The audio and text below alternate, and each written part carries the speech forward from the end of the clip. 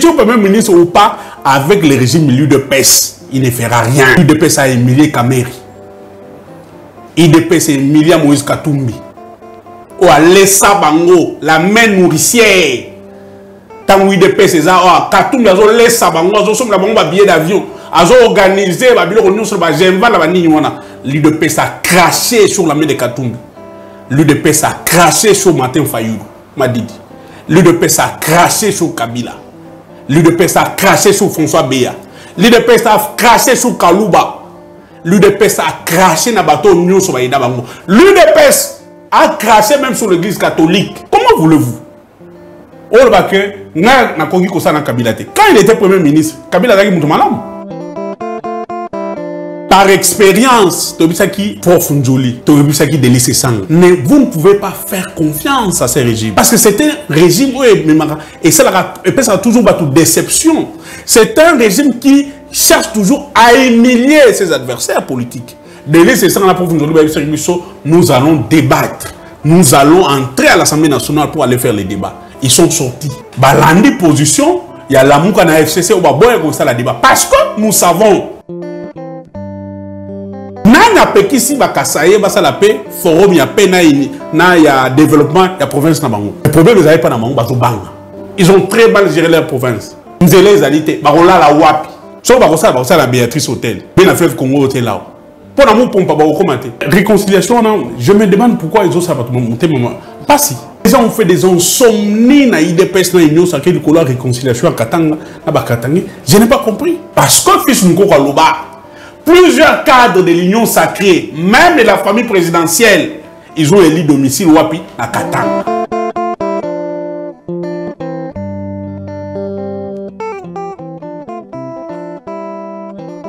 Papa Chiben, c'est un mingi ko yambayo to bandi malamoko po masolo ya li ebele ozali so muto ko présenter toko banda na masolo za koleka kuna na ngambo ya est ya mboka na biso. Osana basango situation ya lino ndenge nini?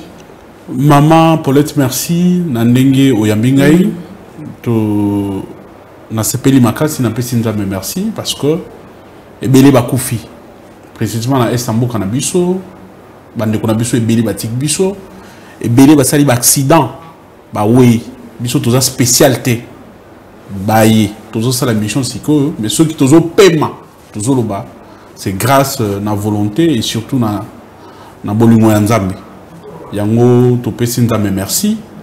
Situation est ezali pasi eza pasi pona nini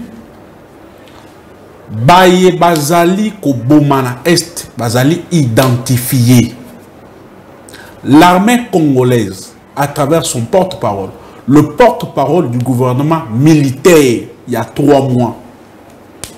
Ces messieurs, ces soldats, ces vaillants soldats avaient pris le courage que le FRDC, qui a attaqué dans la position par le M23, soutenu militairement par le Rwanda.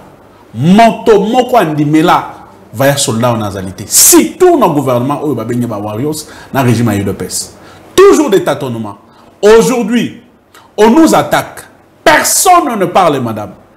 Na niveau gouvernement, na niveau régime, na niveau chef de l'État. Papa Patrick Mouya loba kité, Papa Chiben. Patrick Mouya loba na conditionnel. Patrick Mouya biso ce sont des soupçons oyo ezali tokotine na doit vérifier. Mais quand l'armée confirme de faits gravissimes au ezali, bazu ba armement, bazu ba tenue militaire. Mais Patrick Mouya parle na tâtonnement, il parle na conditionnel. Mboke za na balabala madame. Ce qui m'a encore choqué. Tozana Bitumba, Mboke Zozika, Tata Oyazali, commandant suprême, Azali na Pepo. Ya Alula na Alula Pepo. Ezane loko lingate koleka Pepo. Akena Burundi, ndako Zozika bana bazokufa azobeta mbonda. Boni boye. Yo zali mama ya bana, mwana nazobela, ata babengisho na fête na moninga na yo bengisa, ami privilégié, ami intime, maman Paulette na ndenge na yebelo na mutema ya ki mama. Comment voulez-vous, notre chef de l'État, commandant suprême des forces armées, Atiki Batouba Koufa na Goma, Batouba se déplacer aux environs de Goma, na Ituri na Dougou, Batouba zo Koufa, Maké Gobeta Monda na Burundi. Comme si c'était important. Au-delà de Mabina, la jouissance par excellence. Et Zali Passinama, autant que Makila va les okufa. Et Lélo, nous sommes attaqués par qui? L'armée de l'ami intime et l'ami privilégié à chef de l'État Nabiso. Lélo, nous devons identifier, monsieur Tshisekedi et son gouvernement, il faut baser courage. Nous sommes attaqués par le Rwanda, incarné par le Air président. Ils sont incapables de dire ça. Pourquoi? Ils ont fait des deals. Ils ont cédé nos minéraux. Minéraux à Congolais qui sont au Rwanda. Bazu or, bazu ba coltan, ba signé ba contrat aux alliés opaque. Et dans le journal officiel. Ba contrat ba signé ba ministre va participer. Ils n'ont pas le courage de dire que nous sommes agressés par le Rwanda. C'est une honte. Et en tant que Congolais, en tant que patriote, nationaliste, je suis en train d'alerter le Congolais de la diaspora. En ce moment, notre pays est en train de traverser un danger. Danger à balkanisation.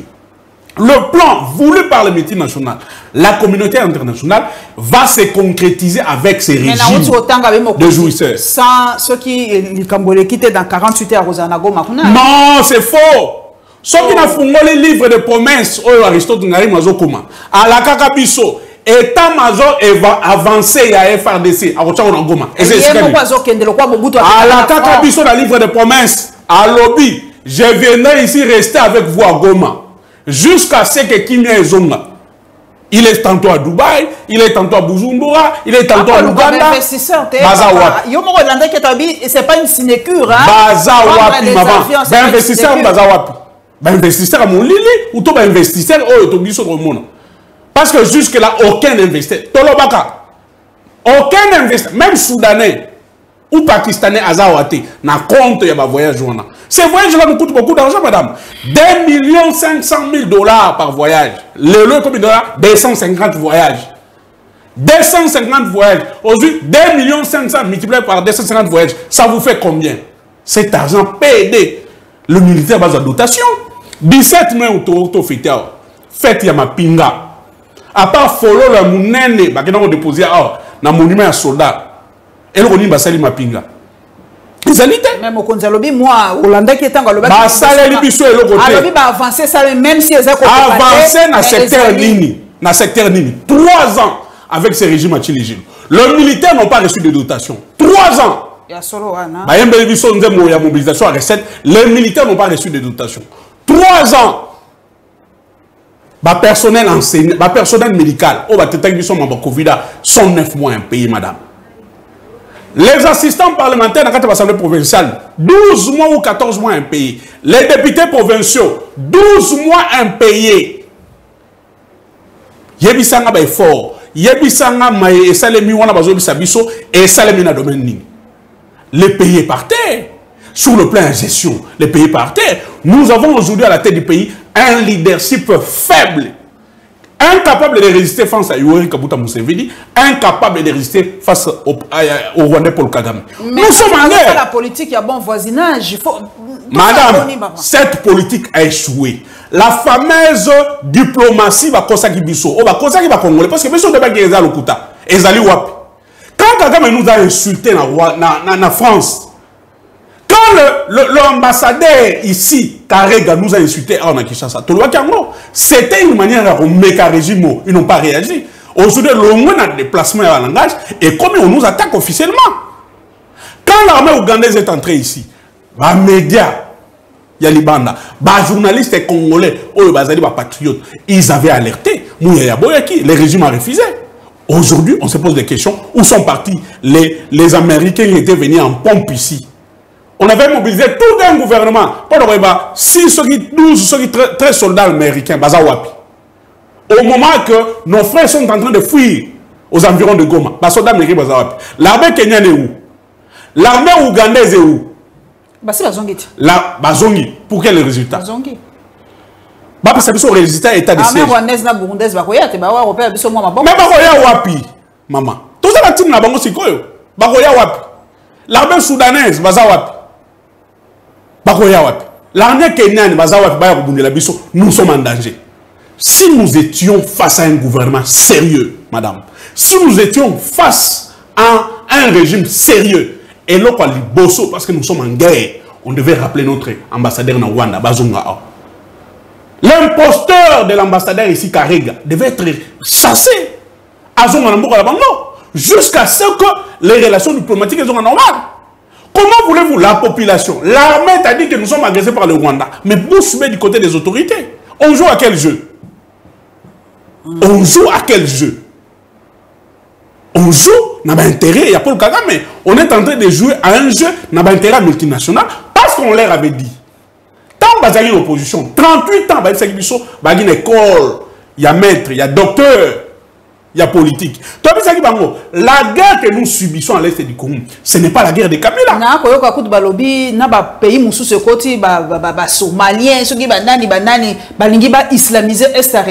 Madame, on avait alerté. Joseph Kabila, il avait alerté. Le porte-parole du gouvernement, aujourd'hui, transhumant, Mende avait alerté. Pour dire que ce qui se passe à l'Est, ce sont des groupes terroristes. Vous devez prendre en compte cet aspect-là. Nous sommes dans train de subir une guerre asymétrique, financée, soutenue financièrement, moralement, techniquement par le Rwanda. Personne n'avait écrit à l'opposition hier. L'UDPS nous disait que c'était la guerre de Kabila. On leur avait dit que cette guerre n'est pas la guerre de Kabila. C'est une guerre qu'on nous impose injustement à cause de nos minéraux. L'élo, Kabila est parti, la guerre n'a pas pris fin. Pourquoi? Il faut que nous soyons pour y avoir message d'ambassade, le second armée n'a pas infiltré et aller faible parce que madame, notre armée n'a jamais été faible. Kabila, quand il arrive chef de l'État dans Mboko, nous n'avions pas une armée. L'armée était émiettée. Le Congo était assiégé par 4 rébellions, 165 groupes armés. Mais tant que Kabila en 2018, il n'y avait plus de rébellions. Quelques à peine 2 ou 3 groupes armés qui pouvaient être maîtrisables. Quels sont les efforts fournis par le nouvel régime? Ça, les efforts de mon côté. Quand Kabila quitte le pouvoir, l'armée congolaise est classée 8e sur le plan africain. Madame Nakoloba, chaque jour est fière de Kolobango. Quand on classe les armées sur le plan mondial, sur le plan africain, il y a des aspects qui entrent en compte. Le nombre de troupes, la formation militaire permanente, les armes ou les équipements que vous avez, la technologie que vous utilisez, le nombre de batailles gagnées par rapport à votre organisation, la structuration et les réformes qu'on met au niveau de cette armée-là. Et en cette matière-là, nous étions, malgré l'embargo, madame, il faut préciser, sous embargo, sous embargo, nous avons vécu la M23. Kabila avait tout fait que nous puissions avoir du matériel militaire, que nous puissions avoir Babylone pour permettre de contre le Rwanda, parce qu'on savait que tout ce qui était là-bas, c'était fabriqué, c'était organisé par le Rwanda, qui sont soutenus par la communauté internationale pour nous déstabiliser. Avant, je vais terminer. Donc l'armée congolaise était 8e.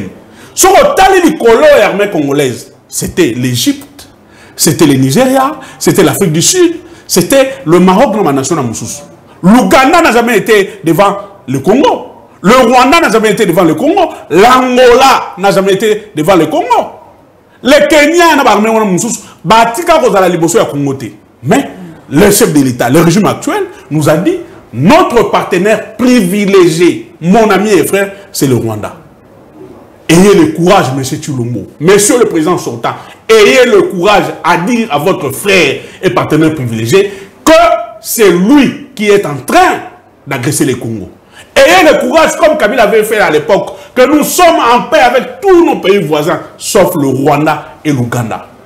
Bon, ma message, brassage, pour bien de responsable de la situation. Mais, tant que ça a un mixage, on les a pas matés. La guerre n'avait pas pris fin. Nous avons un mixage et brassage. État de siège. Oh, il y a une 30e prorogation. Et pas mort son abattu. Et pour télévision les États-Unis. Plus de 8000 morts. On compte 2 millions de déplacés. Les lots n'ont pas. Les gens ne se posent pas de questions. Pourquoi on doit continuer à projeter cet état de siège? La société civile locale, la population, les organisations internationales ont demandé qu'on puisse lever cet état de siège. Le régime est en train de refuser. Pourquoi?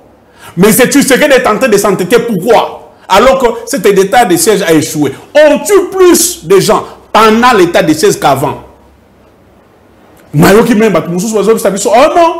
état de siège, il a mis quand même mobilisation à recette dans le niveau du régime. Est-ce que c'était l'objectif de l'état de siège? Mobilisation à recette. L'état de siège des Ouamaki pour stopper l'hémorragie. C'était pour stopper la guerre, pour stopper l'évolution de la groupe armé. Donc, ce qui est état de siège, mission, mission, ils ont aussi maté. Et comme mobilisation à recette. Question claire. Tu as déclaré guerre en Rwanda, madame, problème avant que vous déclarez guerre en Rwanda, vous n'avez pas ce courage-là. Quand tout un régime est incapable, d'abord, il y a quoi indexer. Moutou, avec qui vous avez déclaré guerre. Nous sommes faibles. Nous avons un leadership faible au sommet de l'État, madame. Incapable de relever que nous sommes agressés par le Rwanda. Le ministre, ce n'est pas le conditionnel. Le premier ministre, c'est Bush B. Le président est à Bujumbura. Nous devons mettre fin à ces histoires-là. Le régime a échoué sur le plan sécuritaire, sur le plan politique. Rien ne marche aujourd'hui. La seule solution est à Batouane Zali, Lelo, va organiser les bisous Maponami en 2023. Bon, ce que vous avez dit, c'est que papa Patrick Mouyaya, il faut que Sali. Azali porte-parole au gouvernement. A copié la position au gouvernement. Mais position au gouvernement, il faut être cohérent. Ils ont la discordance. Position au gouvernement, il faut être quand même fait. Parce que il y a des gens qui sont bureau climatisé. Il y a des gens qui sont dans jeep.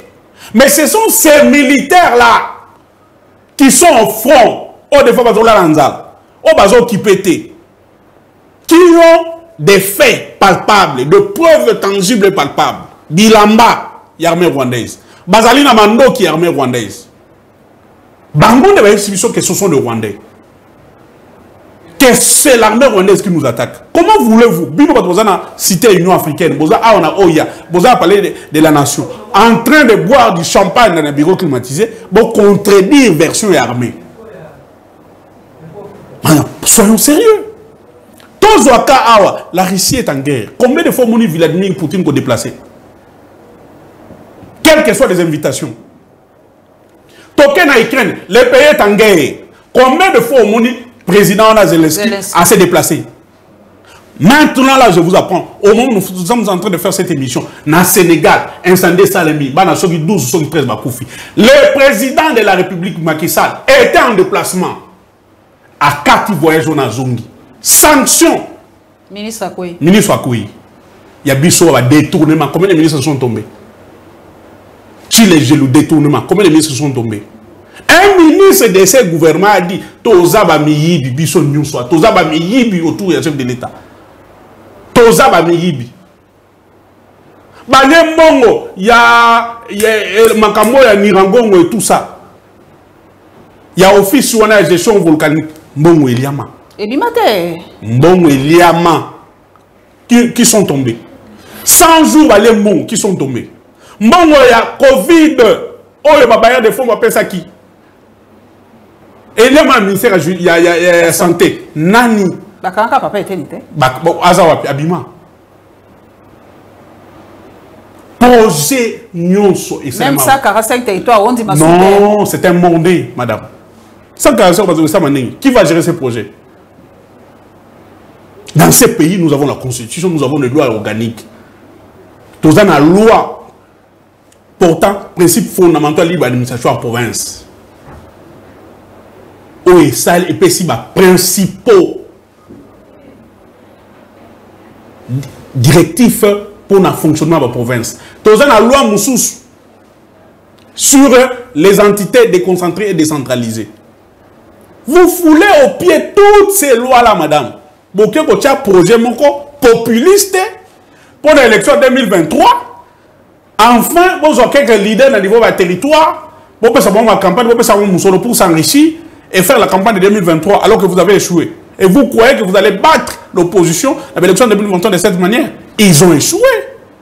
145 territoires, c'est un projet sans fondement et qu'on battait. Et, bon, oui, territoire. Les députés provinciaux, on a couillé, on a endommé. Eh bien, maintenant, les a-t-il là? Ceux qui sont morts.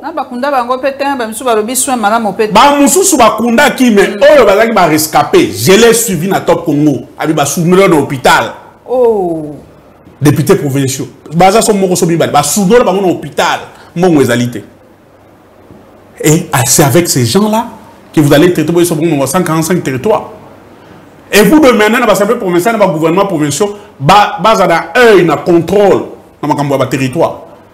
Non, c'est du gâchis, ma camone aussi batté. Et aussi batté, on a désarticulé les institutions. À niveau national et provincial, les lots, rien ne marche. Vous n'avez qu'à voir la guerre qui existe entre Mbosso et Bat.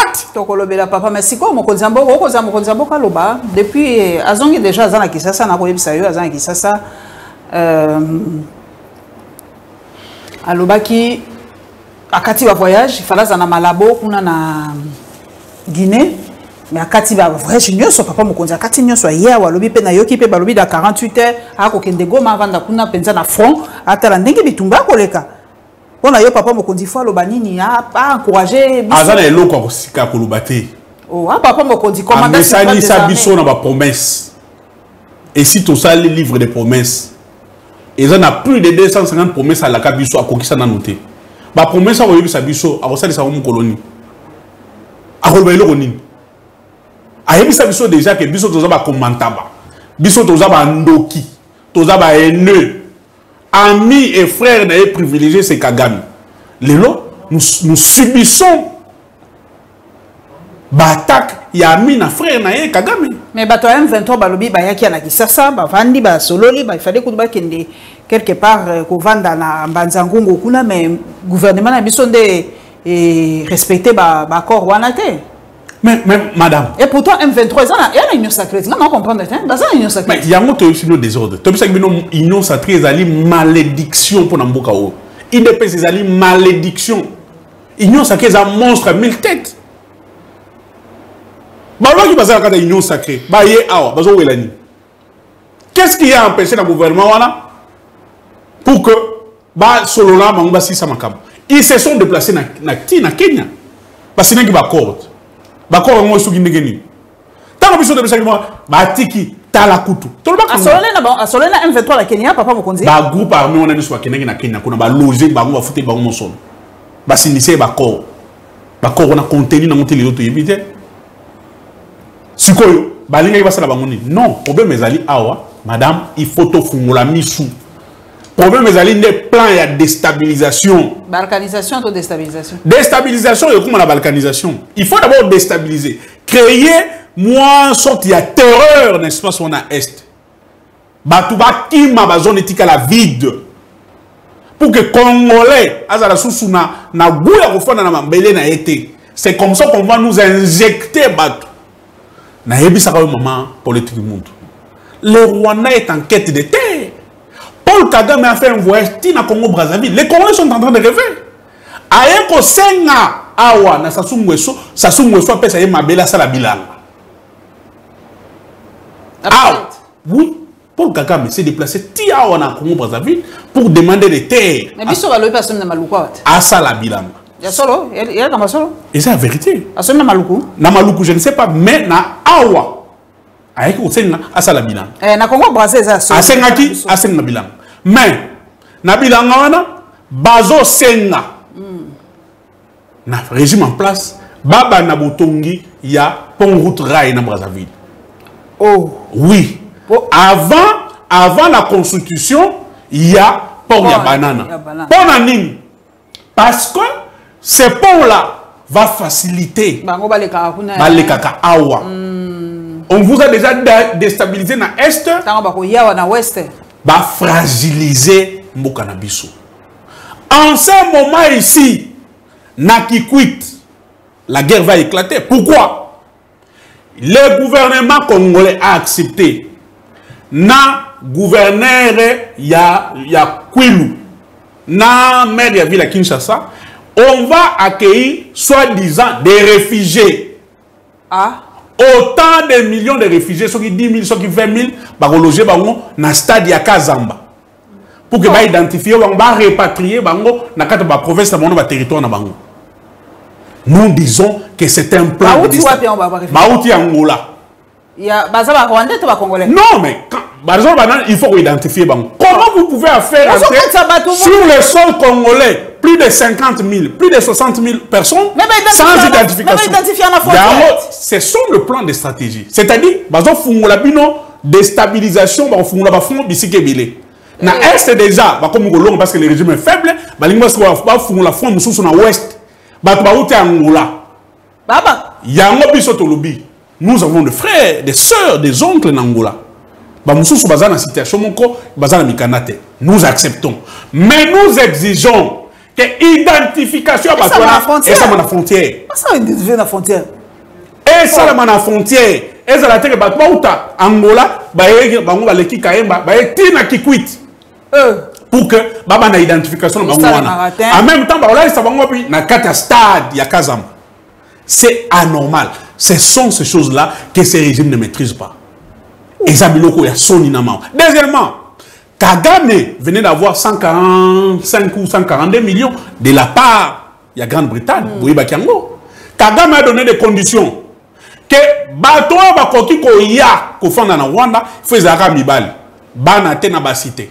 Oh oui, banate basité kaka mibali. Mibali wana bazala mango nationalité mususu congolais te, ougandais te, burundais te. Pour nani? Parce que ce sont des gens qui utiliser pour infiltrer le Congo. Des espions, ce sont des gens qu'on va utiliser pour monter des coups. Pour la déstabilisation est. Kobo Sanate, que Kagame avait déjà un plan à Yamba, Afghan, Nibal. Plus de 6 000. Afghan, avion, Afghanistan, et quoi il n'est pas taliban, avion. Kagame a accepté de les loger dans Rwanda. Il y a une mobilité. Alors que c'est une mobilité, il a de l'espace pour héberger des hommes. Il faut réveiller conscience des gens congolais à l'élo. Troisièmement, à quel point on va dans la Libye, les Africains et autres peuples au Bagui dans la Libye, et tout ça, Kagame s'est porté garant. À l'objet, Batine la bango batuana na Rwanda pour que y'a en charge. Avec quel espace? Avec quel moyen? Tout ça c'est pourquoi Kagame a des besoins de gens. Des gens qui sont habitués à la guerre. Des gens qui savent manier les armes. Ces gens-là, on va les infiltrer, on va les bombarder dans le Congo. Aujourd'hui, nous avons un leadership faible au sommet de l'État. Nous avons un gouvernement faible qui ne sait pas dire non à Kagame. Voilà pourquoi nous nous disons, il faut que le processus électoral et Salema.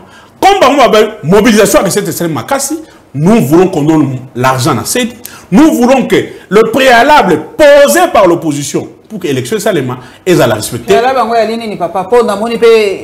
on a une séance plénière, on a évité ce mais j'ai 13. Par expérience, qui profondoli, qui délice sang. Mais vous ne pouvez pas faire confiance à ces régimes. Parce que c'est un régime, et ça a toujours une déception. C'est un régime qui cherche toujours à humilier ses adversaires politiques. Nous allons débattre. Nous allons entrer à l'Assemblée nationale pour aller faire les débats. Ils sont sortis. Balandi position, il y a la mouka na FCC au baboye comme ça la débat. Parce que nous savons Mbosso, nous savons Bati, dans un service à M. Tshilombo. L'Assemblée nationale, le Sénat, et comment qu'est-ce qu'il y a résonance. Bati et Mbosso ne peuvent rien faire sans que besoin d'instruction par Tshilombo. Donc, l'élo, au monde même pour la biloko à bunker désignation bazouzi, bazo soana. Les institutions étatiques ont perdu la lettre à noblesse nango. Ma fille sur la place publique de Mikanda. Assemblée nationale, siège.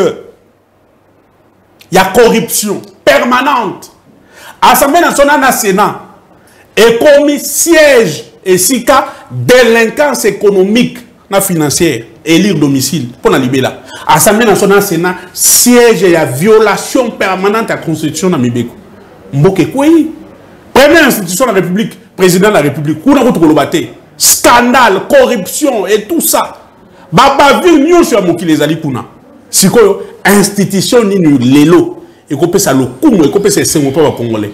Égalité. C'est-à-dire, Mboke Zana Balabala, pouvoir Zana Balabala, il y a un moment, vice-président qui n'a pas fini à Bisso, qui est un Ramabina. Il y a un peu de Bina na Burundi. Il y a un peu de Mbonda na Burundi. Mais alors que awa tozala ba compétition ya Mbonda neti awa festival moko Mbondelela to mona kututé chef de l'état qui ko soutenir ba artiste congolais wana mais kuna ke beta Mbonda kuna mabina et salemi mboke zo kufa mboke za na passe mais le électoral ngo sikwa bino pe boate ko leka ngo tipo balobi ba mandé belé balongoli makambo belé neti bureau par bureau ba boyi na bango biloko ya bana na banani baningite ba mandé biloko belé belé ko leka ngo te siko soke l'équipe bosande maman Paulette Kimuntu soke l'équipe ba okende wapi kaba ko sa élection bino sa kati tamlo za la tozo tourner to yebisaka bino to yebisaka population congolaise que nomination à mutation par juge na cour constitutionnelle et violer la constitution et violer la loi organique ba nimena bisoté ba nommer Kalouba ba beti maboko lelo Kalouba za wapi nommé na violation il a été éjecté de la cour par la violation ya ba loi mais tant ba longolié et peut s'y passer yemo kwa sepelité parce qu'il avait dit les bons droits na faire la ba faire azalaki na ngokuna na cour constitutionnelle et c'est là qui a ça de la instruction il y a une union sacrée bah ça qui est à Kangabatu à Loba makamusu en dehors il y a droit et ça les passe les lois ont nommé bat oh bazon ça l'intérim bazon ça la est-ce que nous avons évolué ou toujours ça du sur place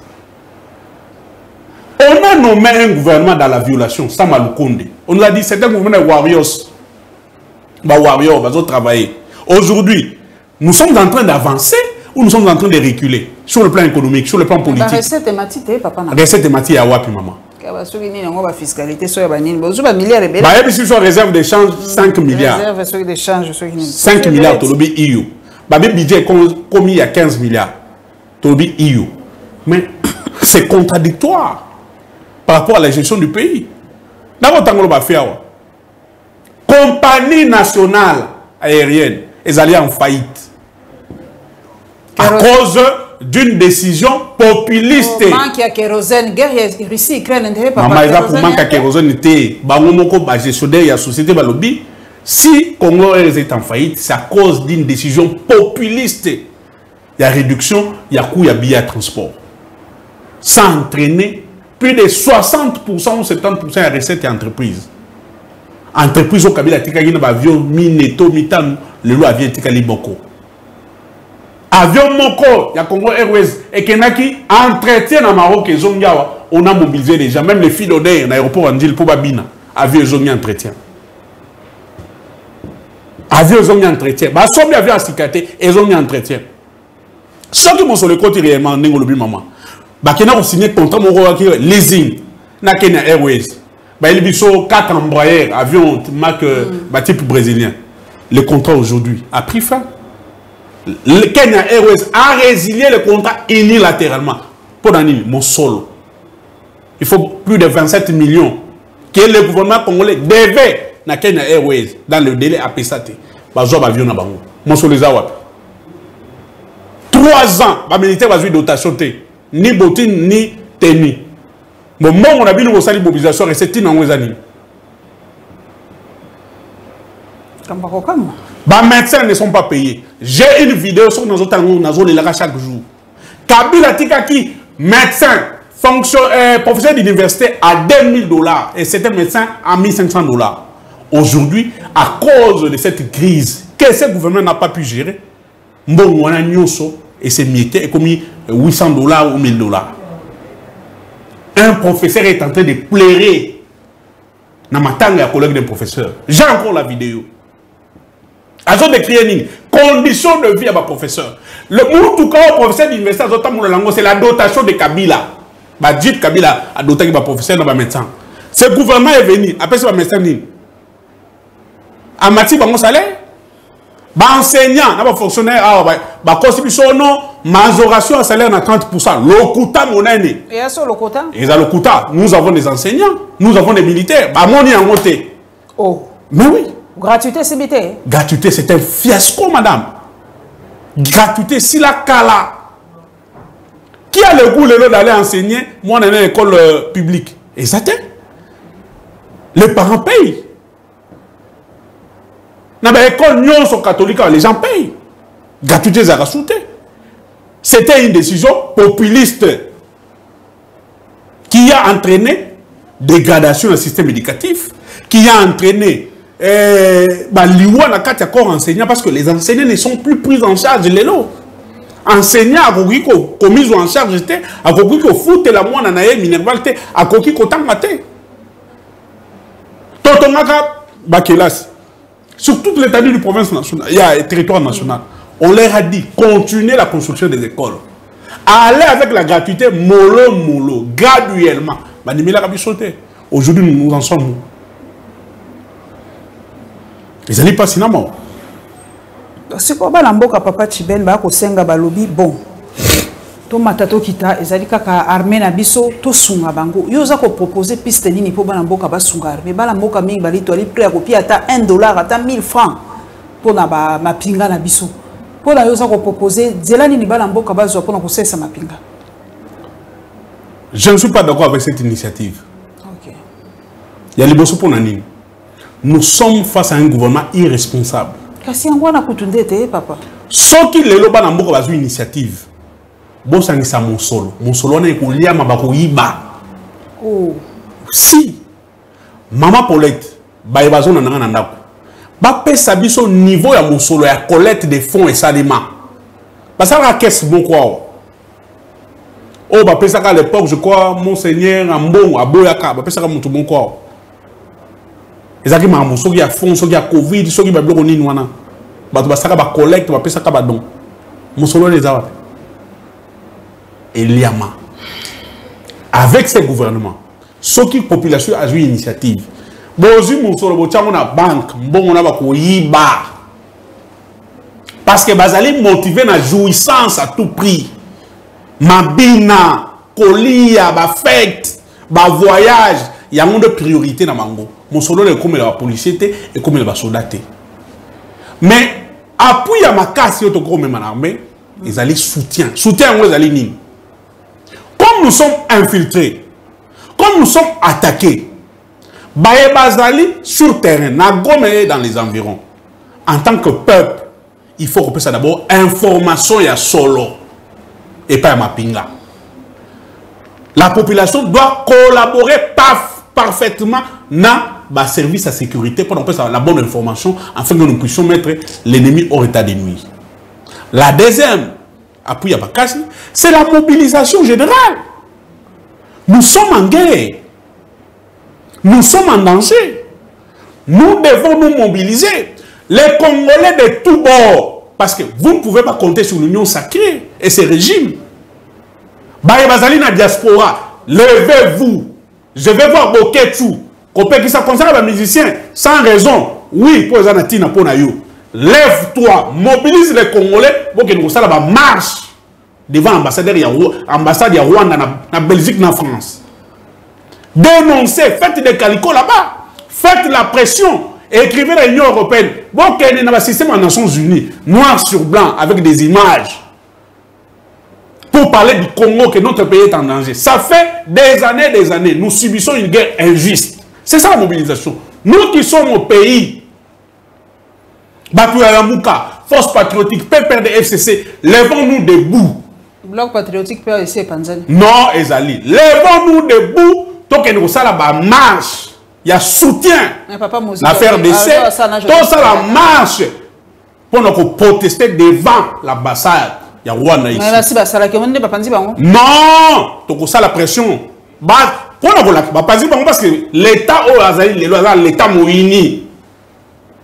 Parce que l'État, parce que le régime collabore avec le Rwanda, collabore avec Paul Kagame, c'est tout à fait normal. Ce que l'État est sérieux. Nous avons de preuves, les tenues militaires, que c'est le Rwanda qui nous Balinga ba encadrer ba manifestant. Est-ce que ba yeko iba? Ba yeko buka, to ba yeko manifester. Et c'est ça le plus grand soutien que nous devons apporter. Mais ce que comme nous solo un bon, ba on va kutu mbongo ya bango bazo lia. Mbongo ya l'état bazo lia. Et bon mbongo ya peuple, oh que pesa bongo ça ngoni. Ba kolia, ba yibi biso na solo ya ram. Au bien moment Paulette, ni t'étais l'opposition, ni t'étais ba résistant. Na ba o bazali bana institution. Mais ram ti les autres continuer. Moyibi, soki bato bazali na mawa ya population te. Va créer quelque chose d'illégal, une perception illégale. À plus de 890 millions de dollars. Bien la cotisation, on a banque et tout ça. Déjà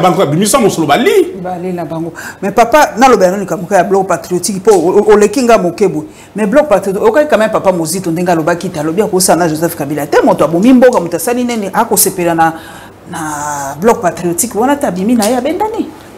Ndeko Muzito n'a un estime belé pour naïe.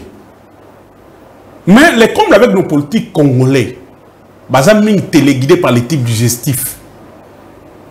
Banda moi kala. N'a observé comportement naïe. Ils allaient comportement moko oyo. Il y a mouton comme ils la téléguidé par les types digestifs. Pour nani. Azo que ne malem mais qu'on cède na ba pelle de phare au beau fils naïe à sala. Azo salaye pour que rejoigne l'union sacrée. Comment voulez-vous? Oh bah que na kongi kosa na Kabila te. Quand il était premier ministre, Kabila a dit mutu malam. Bilan oya betaka tolo qui appelle ça ba étudiant ba bourse à Salabo en tant que premier ministre. Ah, qui dit ça dette à PPT aussi. Point d'achèvement. C'était sous la supervision de qui? C'était sous la vision de qui? N'est-ce pas de Kabila? Bon, si quoi Kabila comme Moutou Malamu, bilan naïe en tant que premier ministre. N'est allé bilan isolé na bilan à Kabila. Non, il se trompe. C'est là où j'ai dit. On comprend qu'à Zui Maïe les naïe, à comment on peut mener, à comment ils utiliser même des types digestifs, où ils allaient téléguider tout droit vers l'union sacrée. Pour nous lire. Futur premier ministre. Hein? Futur premier ministre ou pas, avec le régime l'UDPS, il ne fera rien. L'UDPS a humilié Kameri. IDP c'est Emilia Moïse Katumbi. Ou à l'ESA Bango, la main nourricière. Tant IDP c'est ça, Katumbi a l'ESA Bango, a sommes la bango billet d'avion, a organisé la billet sur la Genva la vanilla. L'IDP a craché sur la main de Katumbi. L'UDP a craché sur Martin Fayulu, m'a dit.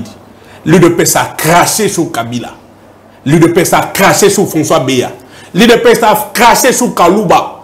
L'UDPS a craché dans le bateau Nyon sur Baïda Bango. L'UDPS a craché même sur l'église catholique. On va permettre Bango que n'avait tonga l'église catholique, l'UDPS a fait la marche. Et comme dans la réunion, on a coûté déjà la réunion sacrée dans l'UDPS à l'époque dans Saint-Michel. Parce que si Bango bilo on a vers na masangazo mela. Ou on a l'église catholique ezaki malam. Lelo l'UDPS a souma na ngana bisika on a nyonso. Voilà les termes qu'il faut. Parce que sur la bien en français, les opérations sont forme. Asuma nangana, asumba na maboko ya bato na nyonso. Et vous croyez que ceux qui Muzito lelo, à quelle union sacrée, na IDPS va apporter quoi? Son intelligence sera engloutie dans l'incompétence, dans l'amateurisme et aux caractérisés par moi il y a 38 ans. Tosuka na katanga moke, image choc ezalaki ezaki rencontre Moïse Katumbi na papa Joseph Kabila. Papa Chiben. Yo monaki en une réconciliation, les alliés pensent réconciliation de cœur, tous alliés blague politique. Mais réconciliation, non. Je me demande pourquoi ils ont ça monter moment. Pas si. Les gens ont fait des insomnies na IDPS na union sacrée du colère réconciliation à Katanga, na Bakatanga. Je n'ai pas compris. Jour ya messe, to ya missa. To moni bato ba robot communiquer muso so union sacrée. Na journée on a 208. Na kotanga mutu moko ate 208 banana tongoti na poko. Kaka Kabila, Katumbi, Katanga, Bakatange. Pourquoi ça fait mal? Nana pekisi bakasaye basa la paix, forum ya paix na ya développement ya province na bango. Mais problème vous avez pas na bango bato banga. So basali forum ya paix, ya reconstruction na développement ya Kasai, ba osala ngwa. Infrastructure réalité. Ils ont très mal géré leur province. Nzele ezalité, barola la wapi. So barosa la Béatrice Hôtel. Ou bien la fleuve Congo Hôtel là. Pour l'amour pompa ba commenter. Nzele ezalité. Le problème il y a Katanga ezalini. L'union sacrée madame est Tchamaele et Belé pour nous déstabiliser Grand Katanga. Pour nous diviser les leaders katangais. Mais les Katangais se sont réveillés. Ils se sont dit non, si nous continuons à être divisés par le pouvoir en place, ils vont profiter de nos richesses. Parce que plusieurs cadres de l'Union sacrée, même de la famille présidentielle, ils ont élu domicile wapi à Katanga. Mbala liboso na mboka oyo. Maison civile à chef de l'État, comme on a la représentation. Maman pour le tribunal. Mbala liboso. Et bon, richesse sangue, na Katanga, non, non, non, non, molo molo. Mbala liboso, maison civile à chef de l'État. Bana Mobutu, le plus dictateur ya moka oyo. Mbala liboso, maison civile à chef de l'État dans la représentation. Mais ce qui tique les Congolais, maison civile à chef de l'État dans la représentation na Katanga. Ah, la province est na Mboujima et représentation maison civile exaté. Na Mupompa exaté. Na Moueka exaté. Na Tikapa représentation maison civile et chef de l'État exaté. Chez moi ici à Congo, représentation maison civile et chef de l'État exaté. Na Koulou exalité. Na Mandakawa exalité. Alors, les Katangais ont dit non, ils veulent nous fragiliser. Ils veulent que nous soyons davantage divisés. Pour que na Mapona Mezoya les Katanga soient émiettés. Parce que c'est une grande province, madame. Sous le plan électoral, les Katanga, c'est une grande province. Sauf que aujourd'hui, la province, il y a Minene, il y a les Katanga, les Grabandounou, la grande province orientale et tout ça. Ce sont des provinces stratégiques sur le plan électoral qu'il faut contrôler pour gagner les élections. Alors, Balingaki, Katanga, ils allaient émietter de plus en plus. Les voix de Katanga, ils allaient émietter pour que profiter du régime actuel. Comme ils se sont ressaisis, Babi, tout ça va égo de biso des côtés. Tout ça va couler politique de biso des côtés. Parlons en famille. Tout solo là. Pour le développement de notre province, pour la paix de notre province, ça doit faire très mal. Motuna on répondre ngaité. Est-ce que richesse c'est ezali na mabele ya Katanga? Ezaka ya Bakatangé bango moko. Na lobite ke za Bakatangé bango moko. Richesse aux appels à Bandou, ya Banzete, ya Bilanga. Ezaka pour na bato Bandou te. Richesse, c'est la province orientale. Et ça pour la limiter. Mais, comme nous sommes un pays, où ils allaient dans l'administration, tous allés dans la province, tous allés dans le territoire, ils allés dans le territoire, madame. C'est un droit. Ils allés dans le territoire, ils allés dans le territoire, dans la province. En tant qu'homme politique, en tant que Congolais, je dois travailler pour le développement de la province. Si chacun de nous ici travaille pour le développement de la province, ça fera le développement du Congo. Il y a tribalisme et balkanisation. Exact tribalisme était, madame. Exact tribalisme était. Tribalisme est alinde. Cause un moment pour l'être qui monte tout est parce qu'il y a un tabanou. Na ligne qui n'a pas parce qu'il y a Mounyanga. Mais ceux qui Mounyanga n'ont pas naïe pour travailler pour son développement. Exact tribalisme était. Et ça, et là, il y a un développement où il faut dans la province. 145 territoires. C'est un projet, il y a le Kuta, utopique, qui ne va pas se réaliser, au contraire, qui va favoriser, qui va dilapider l'État. Et quand on a poste, il y a bateau, il y a dans la province pour passer la campagne de 2023. En tout cas, je vais signaler que Tango et Koki. Merci, papa, en tout cas, merci Mingi, merci, papa Chiben. Naebi que porte à la Lyon Télévision, ils allaient pour les locaux, les Kalisusu. En tout cas, réconciliation, on est pessi, n'engo lobby, pessi, bato ben somni mingi. Tu vas espérer que n'engo lobby n'a pas province moussou soupé. Bato net ngai. Va se réunir. Net ngai. Je suis d'accord que un tel forum, mais ça n'en a pas nous. Notre province a été longtemps gérée par les incompétents. Nous avons presque les mêmes problèmes. Il y a Banzela, il y a l'infrastructure et tout ça. Même Nakikwit. Une ville au bord, il y a Rivière, qui devait être entretenue et tout ça. Une très belle ville. L'érosion et tout ça. Nous devons réfléchir pour le développement de la province Nabiso. Nous devons réfléchir comment canaliser les énergies. Yabana et Bandundu pour investir dans la province de Nabiso, dans le domaine de l'agriculture, il y a pêche, il y a élevage, il y a Makambouébélé. Ce sont des forums qu'il faut encourager. Exactement. Merci en tout cas, papa. Naebi ke bana ya grand Bandundu bayoki. Bon, ça la paix en sorte que tout ça la paix, moi, forum et que ça la paix malam, que chaque province en tout cas, ça la réconciliation. Et vous avez pensé les camarades. Même si on a cassé la réconciliation entre Félix Antoine Tshisekedi et Najama Kabounda. Mais, Bango avec Kabounda, ça Katangé. La réconciliation avec Katangé, tu Zéli Kabounda, Zéla Kabounda, Zéla Kabounda, donc, il faut réconciliation, ça est Makuna. Félix Antoine Tshisekedi Tshilombo, président sortant, Najama Kabounda, humilié aussi par les régimes. Bras séculier à Félix Tshilombo Lobby, humilié. Comme François Béa, ça l'appelle réconciliation, mais je vais citer madame, les journalistes sont arrêtés, sont emprisonnés. En exil, nous apprenons que Yves Bouya a été arrêté. Mais qui a fait que Yves Bouya soit arrêté? L'un, il y a collègue de milieu journalistes, c'est parce qu'il travaille pour le régime. Non, nous Tolemba va plainte. Tolemba va plainte. Mais quand il faut dire la vérité, Toko Kanga Monokoté, Yves Bouya n'a rien fait. Nous savons que ces journalistes-là roulent pour le régime. Ils roulent pour les arrestations, il y a hommes politiques. Ils roulent pour les arrestations, il y a des journalistes. Ce n'est pas une bonne chose. Quand il faut sanctionner certains journalistes, on le fait avec une vitesse de croisière. Mais ce qui est sanctionné, c'est une injustice. Yves Bouya doit être libéré comme certains journalistes. Oyo, bazo finga, bazo salakabo, yomoko, vous avez obligé à ma finga. Est-ce que ces journalistes-là ont été sanctionnés? Mais ceux qui y ont fumé le lobby, organisme, ceux qui association, le lobby, Mukanda, un mois, au Kolekate.